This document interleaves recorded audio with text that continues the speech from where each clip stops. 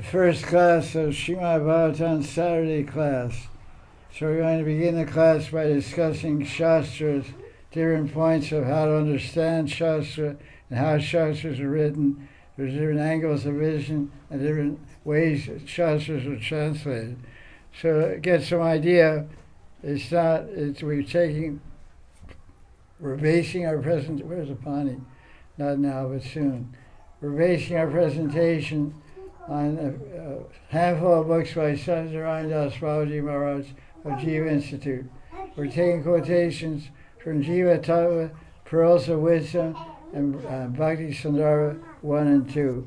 So let's start with Pearls of Wisdom. He brings out, because when I read all these 4 books of his, and I noted down where he talked about Shastra, I made an outline of all the books for my study and for teaching as I require it. I have all the points outlined, what pages, so it's easy to recover all the information when I want it. So I have one section in the back of my book, because it does have index, I make my own index. So this book has an index in the front, but I add my own numbers to it. I use his index. Like he has an index here. I'll show you. It says alphabetical index. Avasiddhanta, Advaita Vedanta, Astrology, Atma, Avatar. It's a collection of his quotes on it. It's like Sunday satsang. People ask questions, he gives it's perfect questions and perfect answers. Instead of calling it that title, the BBT called Pearls of Wisdom. I mean, it's basically his answers to questions, like Sunday satsang. Sunday satsang I started 2014. I've answered 6,000 questions. So I can make 10 volumes of this. But I don't have time to deal with all that stuff. And this is far superior answers. Very good answers. But I added my own titles where he didn't have a title. As I read it, I said, this paragraph, this point is being made. So he has first entry is Advaita. My first entry is absorption. And like that. He has Advaita Vedanta, animal sacrifice, Abhisananta. That's his 3 titles. I added in my index absorption and aparad, because I found a couple of quotes. So I want to look up something aparad. He doesn't have a footnote or index about it. I have one. So my index is more complete than his. That's like all the books are like that. Because I have a different way of seeing things. I also have Ananda in my list. Ananda before that. Then he has Abhisananta, and then I have an entry, accepting others. There's 2 nice quotes about accepting others' viewpoints. So this way, it's not his index, but I'm using his index as already written and adding mine in between the lines. All these, he said his index is a nice clean page. This is all my additions. You follow? It's like look at all my additions to his index. He's got 20 points of index, I got 50, 60. He had one for Shastra with 1-page index. I have Shastra, 35-page index. There's 35 entries throughout the book about Shastra. He had 1 page. He should hire me to make his index. Not going to do it. So let's start. So you got the idea how I take notes? Because that's part of learning. We're here to learn why we're having these classes. It's a class on Bhagavatam. Okay, that's standard, everybody gets class. But the main thrust of this class is to teach devotees how to think, not memorize a list of names and chapter titles and verse numbers and all empty external Aishwarya Vichar consideration. We're going to teach how to think, how to think clearly, how to draw your own conclusions. And we're going to teach you how to translate Sanskrit. You'll be able to read the Sanskrit verses and translate it in your own language after 1 year, I guarantee you, without taking any course on Vyakaran, Sanskrit grammar.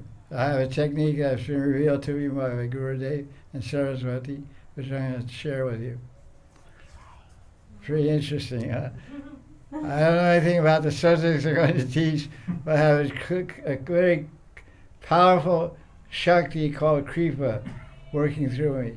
I have Guru Kripa and Saraswati Kripa and Mahajan Kripa, And with that creed, I am convinced, we'll see what we can do, but we are convinced that with their power and blessings, we'll be able to accomplish our mission statement.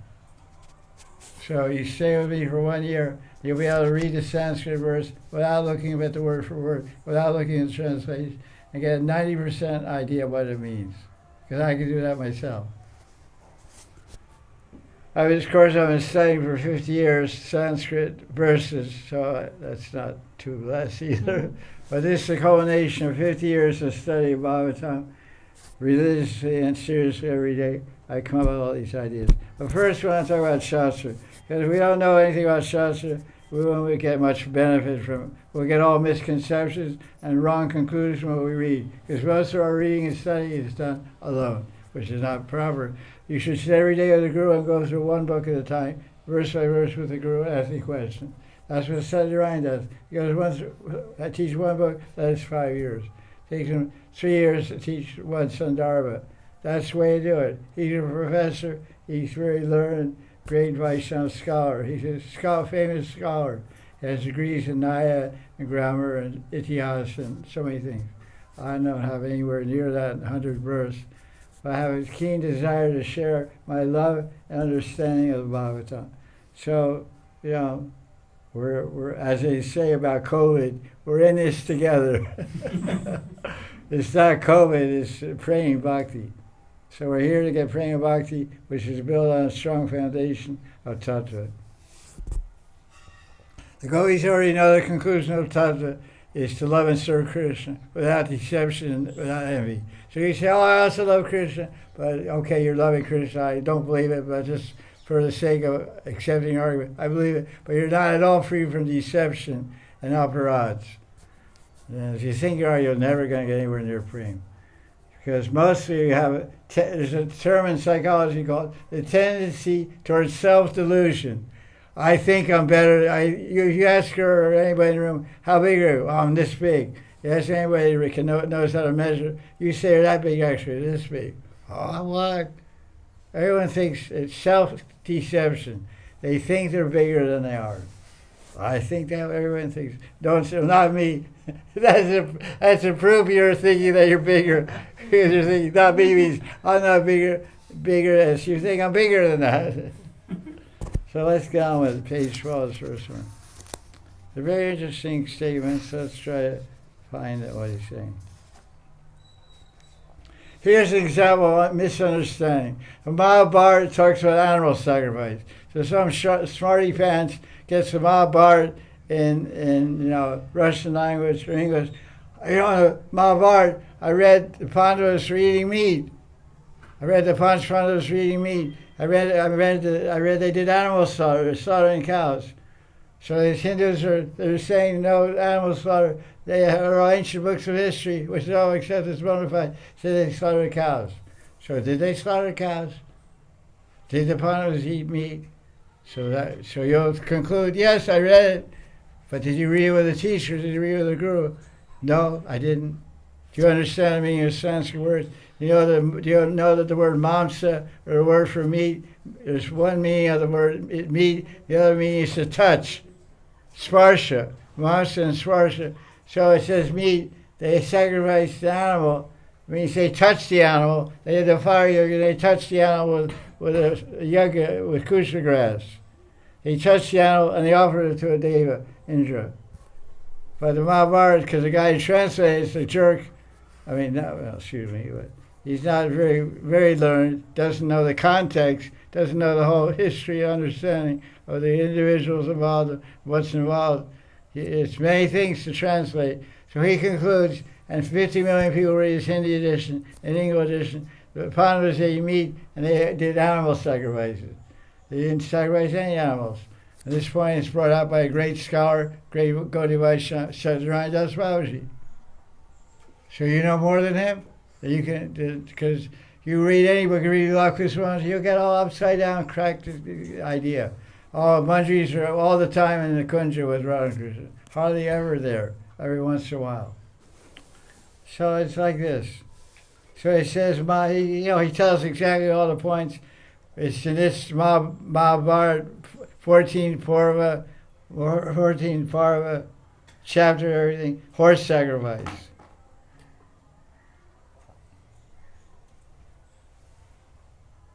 He begins to describe the horse sacrifice called, what's it called?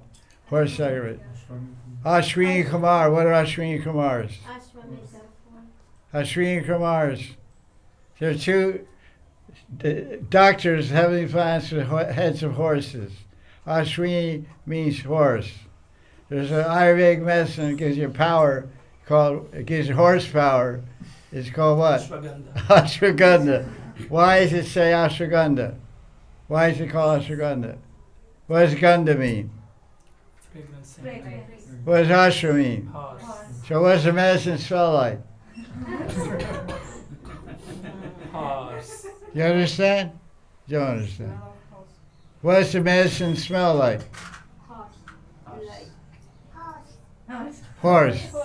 The hair or the backside?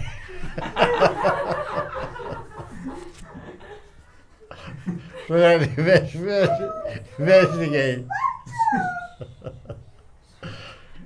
So it says in the same next chapter, when one chapter says offers a horse, next chapter it says the yagya performed with powdered barley is superior to horse sacrifice. So you make a fire and you throw a horse in it. The horse is burned up dead. It's called horse sacrifice. That's chapter 91. Chapter 92 says a better yoga than that is make a fire and throw barley. Barley's a grain. Swaha, Gehan, or sesame, whatever. So barley is ancient. All this grain in the history of humanity is barley. It's older than wheat, rice, everything. You look up in Wikipedia. Barley, B-R-L-E-Y, all this grain in human history. It's very healthy also. I asked Srimad some barley soup or something, like really well. She really makes healthy food. Anyway, it's good when you have diarrhea also. When you're sick, you take barley soup. So this is the point. Listen closely. Just because something is mentioned in Shastra does not mean that it's a prescription to do something. Hari Bhagavad Gita says this and this and this. Does that mean I'm supposed to do this, this, and this? Yes or no? Depends what Guru say. Do what the Guru said. Hari Bhagavad Gita says 10,000 things. Most Gurus follow 10 things. There's 10,000 things, do's and don'ts, in Hari Bhakti laws. Most all good Gaudiya Gurus say, don't follow anything, follow me. May say that, or which means he'll tell them some things from Hari Bhakti laws, or they say follow these 10 things. And I had disciples, they got so smart they went to Hari Bhakti laws. I have all volumes on my computer and hard volumes. I have 7 volumes downstairs, or 10 or whatever it is. 14, 15 we lost or whatever it is. I got all of them in English. So they said, every week it was coming up, Hari Bhakti Gita says do this, do we have to do this? I said, look, Jack, don't hit me over the head with Hari Bhakti Gita anymore. I'm getting a concussion. Hit me on the head with a book 10 times a month. I said, you come here and I'll tell you everything you need to know. Stop harassing me. Hari Bhakti Gita, I was having bad dreams about HPV, There's some kind of HIV, HIV positive, HIV negative. I had HPV negative, HIV means AIDS. HIV positive. You got AIDS. I have ABV, Hari Bhakti Gita negative. It's a great book. I follow as much as I can, as much as my guru taught me. But otherwise, I say, I won't touch that. This is a very important point. You can capital P circle, important point. That's just because something is said in Shastra doesn't mean it's gospel truth. It's prescription. Prescription means take this medicine. Prescription. You have to take it, otherwise you'll die. Have to follow it, otherwise you'll die. So what do I follow? What I don't follow? How do you know? What are you saying? What Guru say? What Guru said, that's correct. Why have a doctor? You just go to the drugstore. Well, I want all the medicine. I'll take this one tomorrow, this one. You go to the doctor, I got these 20 medicine. You need 2. Take the rest back. So I had 20 instructions already by us. And you go, what should I follow? None. Bring 20 tomorrow, 20 more tomorrow. And then the third day, he brought 60 points from Hari Bhagavatam. I said, follow that one. The guy will get tired. I'm tired of reading this book. What should I do? Share Krishna, be happy off your food. Good night. Get lost. And this is another important point to apply to all reading of Shastra. We have to take the conclusion of the book as a whole, not extract certain parts which may not be the author's view. This is a common mistake made by readers. I read Prabhupada's book. His book is talking about the necessity of chanting Krishna mantra, right? That's the whole subject of the chapter. The important chapter. And in that chapter, Prabhupada said, there's no need to live in the holy dham. You can do bhakti anywhere. So some manager or some will find out, hey, Prabhupada said in chapter 3, teaching the Lord, Queen Kunti, you don't need to live in the holy dham. They say, wait a minute, Jack, what's the teaching of chapter 3? Chapter 3 is all about necessity to chant Hare Krishna mantra. It's not talking about Dham Vas or the Mahima of Dham Vas or the good or bad of Dham Vas. So see how complicated Shastra are. I'm just giving you some idea by this class. Had to see the collusion all. Like the Bhagavatam talks about the universe, the 5th canto. It's all upside down. So what is the purpose of Bhagavatam? Is it talk about the universe, structure of the universe, 5th canto, all the astronomers, astrologers, they argue 5th canto is bogus. That means the whole book is bogus. What's the conclusion of the Bhagavatam? What's the point of the Bhagavatam? What is, okay. Jaiti, what is the purpose of Bhagavatam? What does the author of Vyasa want to teach? With 18,000 verses, what does he want to teach? To show us what pure bhakti is. I can't hear you. To show us what pure bhakti is. Give me a Sanskrit term. Yeah, that's one way. So the key point is Uttam Bhakti. Anya Vilashita Shunya Jnana Karma Janavita Anukayena Shina. So that verse is talking about what? What is Uttam Bhakti? And so it tells what is not Uttam Bhakti, Karma and Gyan, what is Anukulya, Seva, etc. This is not pure bhakti, this is. That's what the verse tells. Be devoid of any other desire. That's pure devotee. Be free from karma, astrology. My astrologer said the stars aren't good for bhakti. I'm supposed to travel in Spain and Portugal, Italy, Russia for 3 years and come back and do bhakti. Oh yeah, okay, follow your astrologer. That's not good. Follow Tasmat Shastra Pramanam. 16 chapter Gita, verse 24.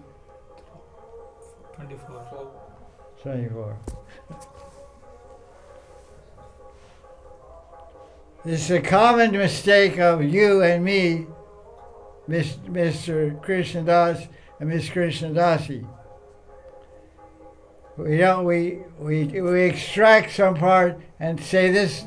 Raghunath Das Goswami said this. You took one sentence out of the whole book to support your idea, which is, your idea. The book doesn't talk about that at all.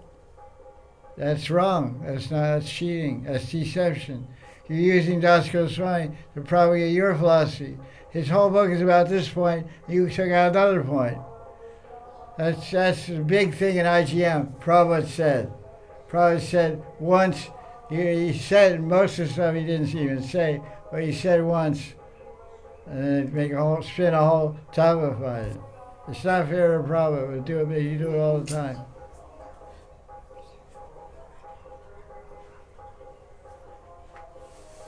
Anyway, this goes on like that. The Bhagavatam, because we're going to have class in Bhagavatam. has many stories. But we have to understand, this is another important point. You should make this capital P with a circle. You have to understand the intention of one of your duties during class is not to sleep. That's first one. Second one is you're in charge of looking up vocabulary. So on your phone, you have to have an English dictionary open all the time on your phone. I'll say, look up this word, look up that word. The Gita and Shastra, ask him, and Sanskrit to English, I ask you. You got it on your phone? You can search or you have a dictionary, that's better. You get used to that. Yeah, that's good. You get used to that, navigate, good. This is my backup pundits. The English word or looking up stuff on Google search, they'll be in charge. So everyone knows what intention means? Hello, I'm asking a question. You know intention? Intention, yes. His purpose. The purpose of yesterday, his intention. Is his intention to teach structure of the universe? People in this kind of argue for 100 years about the fifth canto, right or wrong, try to prove it right. They're wasting all their whole life energy. Bhagavatam has nothing to do with it. Why is the structure of the universe in the Srimad Bhagavatam?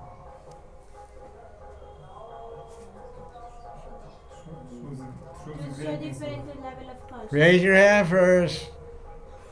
It's not a circus. You go to a football game, anybody can yell anything anytime. Oh, go to hell. Just go like this. What is the purpose of Bhagavatam? Okay, I'll explain. What is the Bhagavatam? What category of Shastra is it? Is it Shruti, is it Smriti, what is it? Smriti. It's Shruti, that's a general category, what subcategory is it? It's in Puranas. That's it. What is the Bhagavatam? Purana. Bhagavatam is a Purana. So something to be called a Purana means it has the characteristic of a Purana. Yes. So how many Puranas? There's unlimited Puranas. There's 18 major Puranas. There's 108 Upa Puranas. There's 1,000 Puranas. So every Purana, if you want to call your book a Purana, has to have certain things in it. What are the component parts of a Purana? One is creation. Has to describe creation. Has to try.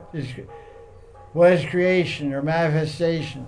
Manifestation and pralaya. Shrishti pralaya. Because it's not creation because nothing's created. Why is nothing created? Why is the word creation a bogus word in Vedic Vedanta? Because everything is manifested and unmanifested. It's eternal. You said, Pandit, said correct. Manifest, unmanifest. Means everything is eternal. All Prakriti is eternal. It changes form. Sometimes it's a clay pot, sometimes it's dirt. It doesn't stop being clay at any time. It transfers parinamvad, transformation of state. Sometimes it's a gas, sometimes it's a vapor, sometimes it's earth, sometimes it's water. Fire becomes air, air becomes water, water becomes earth. Like this, everything transforms. It's called transformation, one to the other. So time is, Kala is Nitya, Prakriti is Nitya. The material world is eternal. It wasn't created in 7 days, and God took rest on Sunday and went to the beach and swam in his bathing suit. That's Krishna idea. God worked for 6 days, he took Sunday off. He's not working in your office. 6 days work. 7 days work. God doesn't work as hard as you do. So that's the Krishna idea, which is not complete. So every Purana has to have create manifestation and unmanifestation, and it has to have about the avatars, about the Manvantar avatars, the Dasa avatars, has to have about Ram, about the major avatars, some story about Ram, Nrsimha, Krishna, every Purana. So there's Nrsimha Purana, there's Vamana Purana, there's Shiva Purana, there's so many Puranas. So Bhagavatam talks about structure of the universe. I forget the Sanskrit term. Virata or whatever. But anyway, he talks about the structure of the universe, and other Puranas have different intentions and different purposes. So the purpose of Bhagavatam is people are wasting so much time because the fifth canto, it's probably all wrong and all crazy. The Vyasadeva is not a nuclear physicist. He's not an astronomer. He's not an astrologer. He doesn't have an electron telescope or a radio telescope or anything. To see the planets. Yeah, I just see with his eyes. Oh, there's Saturn. There's he is. What can you say? You don't have a rocket ship to go there or whatever. They're missing the whole point. It's saying lacks of money to create some picture of universe and paintings and three-dimensional models. It's all crazy stuff. They should be doing bhajan and realizing their siddhaya and going in the spiritual world, serve Radha Krishna and the Manjari. They're wasting so much vital energy and time. Just arguing and fighting. Some guy comes along pretty smart, he gets a pretty smart idea. Close the windows. They're fighting windows to close, so make sure you close them right. They tongue go to the female part goes to the male part. There's a groove. Yeah, that's pretty good. Thank you. So you're getting some idea what we're talking about. So the Bhagavatam teaches Uttam Bhakti, so you have to keep in mind what is the intention of the author and what is the recommendation, what is he trying to say. The Bhagavad has stories of kings. So many kings are there. King Chitraketu, King Piranjan, King Prithu, and there are many wives. The kings have many wives. So the question is, the Bhagavatam says the kings have many wives. So does that mean the Bhagavatam is preaching polygamy? Frederica, what's your answer? No, it doesn't mean this. Why? Why are you saying that? Because we said just before that Bhagavatam teaches Uttama Bhakti. So this is the purpose. That's not a proper answer. You're just repeating that, using the same purpose and applying to everything, which has validity, but it's not a very good Purva-Paksha counter-argument. The Bhagavatam talks about many kings. What is one king? What's the most famous king? Raghupati Raghava Raja Ram Patita Pava Sitaram Sitaram Sitaram Raghupati Raghava Raja Ram. So when Vyasadeva presents, because he's getting closer, Frederica said Uttam Bhakti, that's correct. But how much Uttam Bhakti does, where is Chitraketu, King Chitraketu, where is his story found? You never read the Bhagavatam, you don't know. What's he saying? Anybody know it? Sixth canto. Sixth canto. So there's a story in fourth canto about a prince. His father was a king. Uttanapad was a king. Who is his son? Dhruva. So as you hear the story, every Purana talks about kings. As you hear the story of the kings, as they develop through different cantos, each king shows more and more Uttam Bhakti. The seventh canto has a king who became king when his father was bumped off. Seventh canto, that's fourth canto. I said seventh canto describes a guy who became king when his father got bumped off. That's ninth canto. Oh, Prahlad Maharaj. I tricked you. Yes. What I say? This guy became a king when his father got bumped off. Who is his father? Was he a king? Yeah, yes. Ma king. A Raja Rishi. Why I call him Rishi? Because he was like the emperor of the universe. That's why he's called Raj. And Rishi because he was very learned. And tapasya, he did a lot of tapasya. And tapasya. Rishi does tapasya, he doesn't control the universe. Well, he does with mystic cities. But Rishi is not being in charge of messing around controlling anything, except his senses. That's the hard thing to control. So he was a Rajarshi, he was a king, and he was a great tapasvi. He sat there and let ants eat up his body for 100 Sri because so much talk about. So he was killed by Hiranyakashipu. Prahlad became a king. And Prahlad was very close to Uttam Bhakti. He's considered Gamisha Bhakti or something like that, very developed. So every Purana talks about kings, but the speciality, because the other kings don't bring out the point. The other Puranas talk about kings, but they don't bring out the point of Uttam Bhakti. But woven through the Bhagavatam is the expertise of Vyasadeva, empowered by his Guru Narad Muni. Woven throughout the Bhagavatam, Vyasadeva has checked the purpose of the Bhagavatam. First canto, first chapter, Parama Nirmatsarana Satam. He's coming to teach pure, highest Dharma, highest, purest form of Dharma is Prem Dharma. Prem Dharma is Gopi Bhav. Radha Krishna Prem Dharma, Prem Bhav. So as he's telling us, because so many Puranas are there, and they tell all about kings, so that's one of the characteristics to be a Purana. But they say he did this and that, this and that. But if you read properly Bhagavatam, you see how Vyasadeva is describing the devotion of each of these kings. What was Dhruva Maharaj's devotion compared to Chitraketu in 6th canto, and 7th canto of Prahlad Maharaj, and 9th canto of Yati. And devotion is increasing. Then you get to the 9th canto, so he's the ultimate king. Ramchandra, Ambarish Maharaj. First, let me back up, see how much smart brain you're thinking. Who, what, when, where, why? Who are we talking about? What concept are we talking about? Uttam Bhakti. King That's floating. That's a floating. That's a floating concept. It'll be everywhere we're talking about Bhagavatam. We'll say Uttam Bhakti. So don't use that. She tried to get pulled that one. About why, Polygamy. Wait, what's she saying? why kings have many. This is the point. She's a little funny, but she's real smart.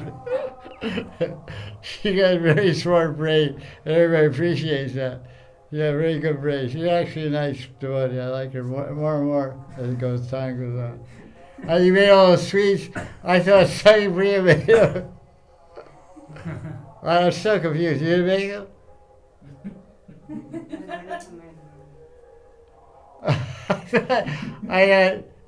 She made all these sweets, like 3 tibbets, 3 different kinds of sweets, all really nice sesame sweets. I said, these are too good. Must be made by her, because she only gets sweets also. Because I don't know, Haridas picks up a tibbet at the gate, and they're in my kitchen. 10 o'clock, 11 o'clock, doing food. Oh, Haridas got sweets. Okay, good. There's my breakfast. So I offered them, and then Manisha and 2 sons came, they left, and Sri Krishna Chaitanya came with his wife and son from Bombay. So 6 guys came and went, and I didn't, it was like, it was 12:30, it was, getting crazy time for it. And she came in with a tiffin, the guys were still here, 3 guys. It was a big scene today, auspicious day, I don't know. So all your sweets are gone, but there's 3 left. So you eat all 3 of those, all Mahaprasad. But they're really good sweets. They went to all kinds of Brahmins and Vaishyas, and 6 people, enjoyed like anything. I gave her all the credit. What can I say? You poor kid. What we're talking about is polygamy. The Bhagavatam preaches polygamy, all these stories of the king. So therefore, I'm tired of this. I'm taking 2 or 3 wives. Bhagavatam says. Is that what the Bhagavatam teaching? No, the Bhagavatam teaching, be like King Ram, who followed what? The girls don't. That's the only shloka women know in all Bhagavatam. Women can quote 1 shloka from the Bhagavatam.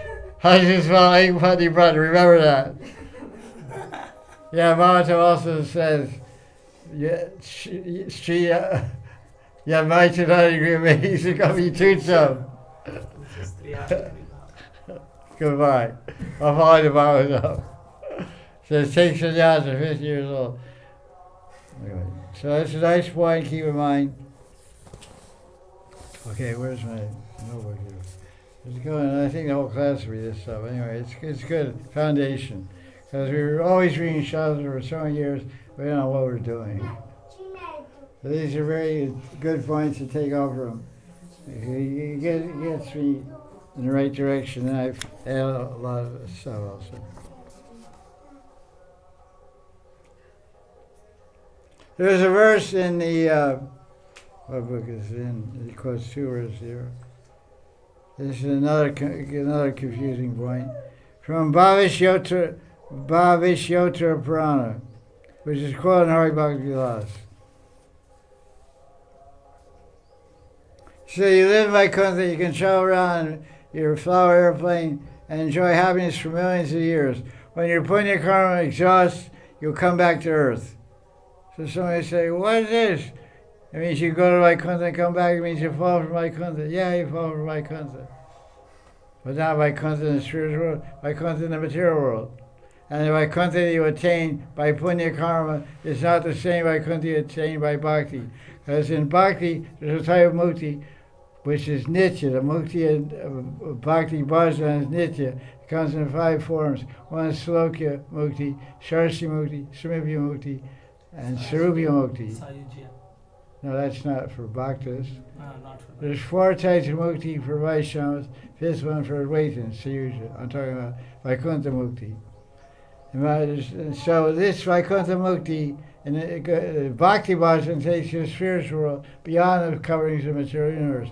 But the Mahavaikuntha is in the material universe, not on this side of Karna Samudra. Everyone's listening, a very important point.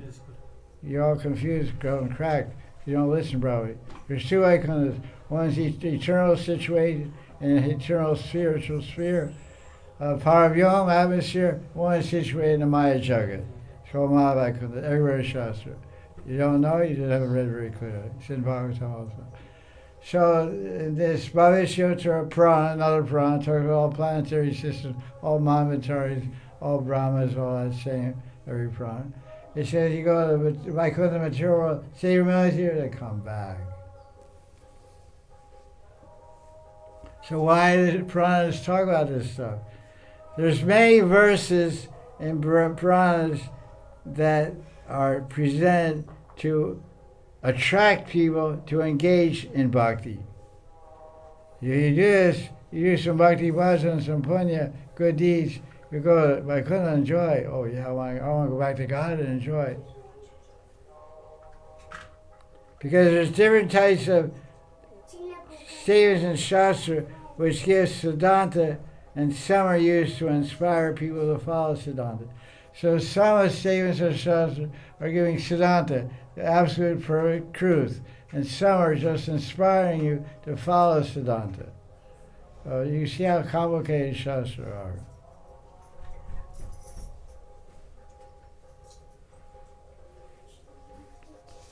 You should read the following 2 verses from Bhagavad Gita, which say that birth after birth, he permanently returns to Vaikuntha. So these guys go to Vaikuntha and fall from Vaikuntha. So when you say yes, they fall from Vaikuntha, that's true. But the implication is the intention of those statements, not yet, that you fall from the spiritual world, and that's impossible. Once go in there and never come back. There's 6 verses alone in the Bhagavatam say Punarjamana Vidyate. Age 6 and 13, 14, and 15, and age 6, and age 3. There are many verses describe once you go to the spiritual world, you don't come back, never. And there's some statements by popular acharyas of big missions. They ask them, when you go to the spiritual world, do you have any memory of the material world? There's a chance you may use your independence to come back. And then the Guru's big acharya said, yes, you have independence, so you may show your independence to desire to come back. Is that true or false? false. It's totally false. Why is it false? Because we don't have any material impressions. Because where is all material experience stored, and where are all memories stored? Asuddha Chitta, it is not in impure consciousness. I'll ask you a question, I'd like getting the answer. What do you say? Chitta. What is chitta? Is the subconscious mind. You're so smart. You're good. Got another planet here. Where he found it? Okay. Found genie. Found it G and found genie. So all memories are stored in chitta. What happens when you leave the body and go to the spiritual world? What happens to chitta? It's finished. It's part of the material body. And the Atma doesn't have any chitta. Chitta interacts with the material body through the chitta, and through nine operating principles, the Atma interacts with the material body. What are the 9 principles? Earth, water, fire, ether, that's 5. That's called Sukshma Shriya. There's Linga Shriya. Man, Buddhi, Hankar. Man, Buddhi, Hankar, Chitta. 4 and 5 is 9. There's 9 coverings. Gita says there's 8 coverings. They list man as 1, but man is 2. There's conscious mind and subconscious mind. Subconscious mind is also called chitta, C-H-I-T-T-A, not C-H-I-T. Chitta means consciousness. Chitta means subconscious mind, where all samskaras are stored, all karmas are stored. 4 stages of karma: kutam, bijam, aparabdha, prabdha. Sometimes called sanchit karma. Sanchit karma, kriyamana karma. Yeah, I forgot. I think there's only 2 divisions. Sanchit karma, kriyamana karma. This is psychology, and this is Vedanta. This is truth. You learn to study Bhagavatam and Gopal Tavi Upanishad and Isha Upanishad, you'll know all these things. Right? Right.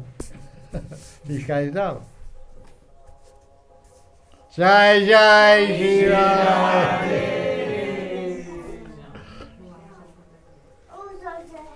Okay, let's see. We're getting right along. That's 50,000 more entries here. I like this song, sorry. 29, I can't read it. 30, 31. Good light. 200 watt, 200 watt bulbs. Watch out. That's good. You have to be enlightened, you know. Tamasi Imam Jyotirgama. This is little.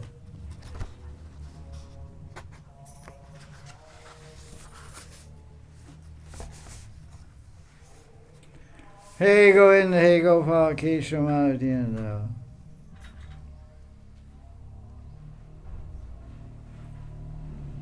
What is knowledge? No knowledge, either spiritual knowledge or material knowledge, is impressed in the Atma. The only thing that is able, this is a very interesting point, the only thing that's able to penetrate the Atma is bhakti at the stage of bhava. Because what happens at the stage of bhava, your Atma gets transformed. It gets transformed. The Atma is made of what? The Atma is made of Tatastha Shakti. Krishna's body, Krishna's reality is made of Srup Shakti. There's Jiva Shakti, and you can say Tatastha Shakti or Jiva Shakti. But Jiva Shakti implies material living. Jiva means alive. Tatastha means it's weak potency. That's what it means. So, but the Atma is transcendental unit of consciousness. It's all described in my Real Truth About the Jiva of series. It's on the SoundCloud. It was called Clear Truth. Clear truth about Jiva. Thank you. Clear Truth About Jiva. All knowledge remains outside and stored in the chitta. A vritti means a thought wave, leaves a samskara impression in the chitta, subconscious mind, and that becomes the source of memory. So all memories in the chitta, when you die, if you die and liberate, there's no more chitta. If you die and take rebirth, your chitta goes with you. Your soul body goes with the Atma if you're taking rebirth. Mind, intelligence, and chitta, hankar, they join with the Atma and go to Mahavishnu, and when it's time for next manifestation, you come out and get a body and come to the material world and live with the same old mind, same old Sakhi-priya. Oh, here we go again. Seems familiar. I was like making jokes last life, making jokes in this life. Oh, it's 5, no, it's 4:15. Could बाद में छोड़ काम. 10 minutes, 10 minute काम. I'm going to get up and go down and knock the door? Unlikely. Yeah, 10 minutes calm. 10 minutes work. Kitchen. You know, I just smoke or go to sleep. 2 choices.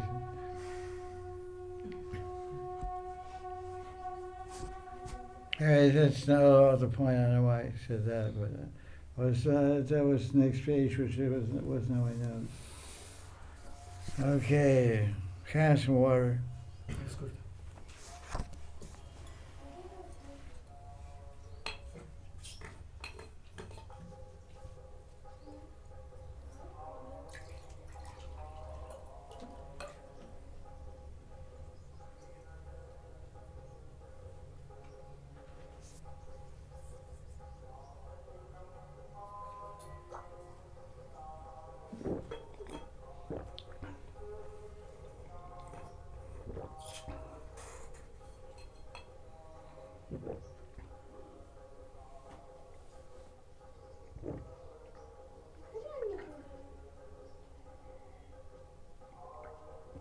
You look at our Facebook, there's a movie from 2012, me giving Rasila class on my Facebook 2 days ago.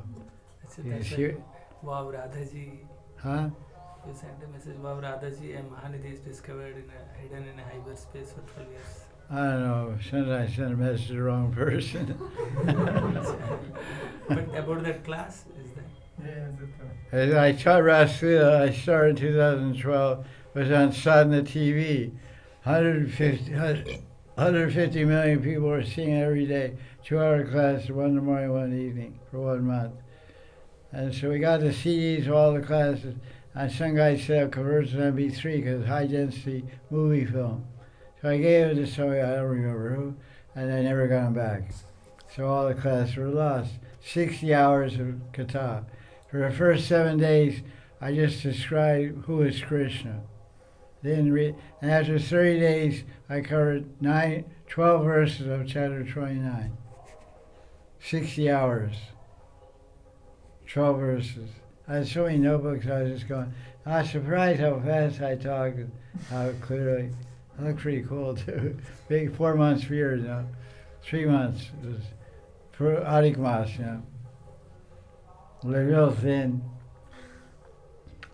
The 3 guys really sitting straight. I really look good. It was 12 years ago. So I'm 73 now, 61. Okay, ancient history. So that's why Vyasadeva didn't write just the Bhagavatam, he wrote so many Puranas. He says to keep people from becoming atheists, at least he gives them some Shastra to hang on and worship in the mode of passion, ignorance, whatever. Engage people in worship by giving all different Puranas. Because they're not ready for Uttam Bhakti, but they want to have some connection with higher force or powers, maybe not Bhagavan, Ram or Krishna or Vishnu. Otherwise, if there weren't any Shastras to guide them how to get their desire fulfilled, Karma Kanda and Shriti Shastras, Dharma Shastras, then all people become atheists. So to prevent people from becoming atheists, Vyasadeva wrote so many Puranas. Because all that argument is that this is topmost knowledge, this is Vedanta, this is Bhagavatam, Jesus is Vedanta. Why didn't you just publish one book, Vedanta? Vyasadeva wrote a lot of stuff. Vedanta Vedeva Sham. I wrote so many books, so that's why. Open the window, please. It's too hot in here.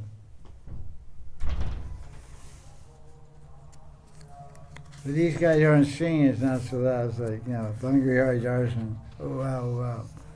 Close the curtains there, you go, oh, always go, oh, wow.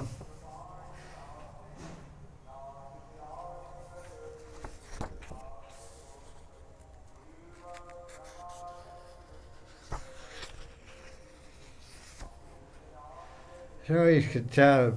Radhakun's the place of Kata. There's always Kirtan or Bhagavad Gita, Ram Kata. It's really great.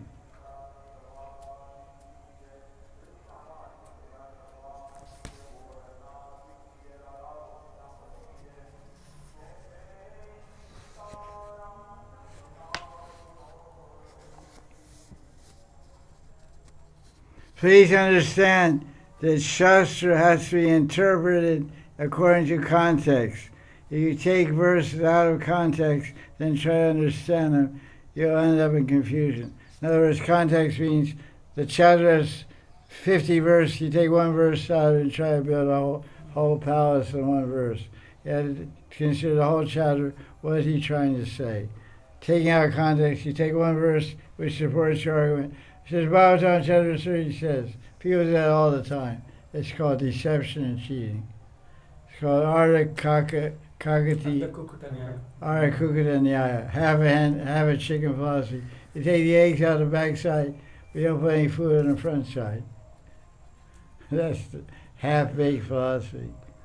Shastra has its own way of explaining things. Not everything has to be taken as primary sense. There is this very interesting point. There's a specific adhikari for a specific shastra. What does that mean? A proper student is there. A proper qualification is required for the reader or the student for each shastra. If you're going to read a shastra on astrology and astronomy, how are you going to understand it if you don't have any background of science and astrology? You won't understand it. You're going to read, there's a vague shastra about surgery, about medicine, Ayurveda. You don't understand Kapha, you don't understand the basics of Ayurveda. You won't understand what it's saying. That's what he's saying. If you desire to be Krishna Bhakti, then you read books related to Krishna Bhakti. First become fixed in your path, then read other books like Ramayana. But the case of Taban Mishra, he said all kinds of books and became confused about sadhana and sadhana. And that verse is there, spoken by Dorsi Tanya Taban Mishra in Adi chapter 16, verse 18. Bhava Shastre Bhava Vakya Chitete Korea Brahma. Brahm means, I think it's 1, 16, 8, 9, 8 through 16, I forget which verse. But the verse starts off with Bahu Bahu Shastre, Sastre, Bahu Vakya, Vakya. If you read many books and hear many people's opinions, oh, Babaji said this, she does this all the time. This lady, Buddha's ashram said this.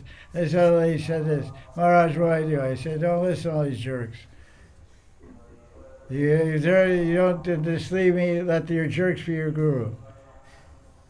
Your wife is the best cook in the world, so why you have to go to, McDonald's to get lunch, Why you call pizza for dinner, and your wife's the best cook in the world. So you have a guru, you don't take a guru if he doesn't know anything, why take him to begin with? You should believe your guru is Krishna representative, he has all the wisdom I need. I agree to hear from my guru, follow my guru. That's where I get success. But everybody's your guru, everybody's your master. It means you have no guru and no master. There are many people like that nowadays. Everybody, I have one dish guru, I have 10 million shish gurus. My guru, they said, one dish guru, one shish guru, same. The younger dish guru, I was thinking he's pretty puffed up. He's pretty proud. But then I realized, it's good. He was a pundit and Shastri. So, maybe you don't have that fortune. Maybe you do, that's up to you to figure that out. But the successful way is not Bhava Shastra. I read this book, everybody you get confused, man. I'm just going to leave it. Maybe I have a pen I can borrow. Thank you.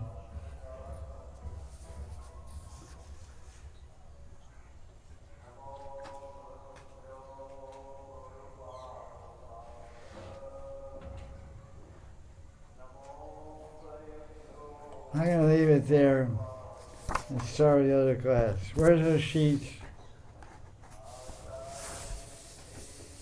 Hand out those sheets. Everybody gets 2 sheets. Now let's start a new file. Start a new file, Saki. Start a new video.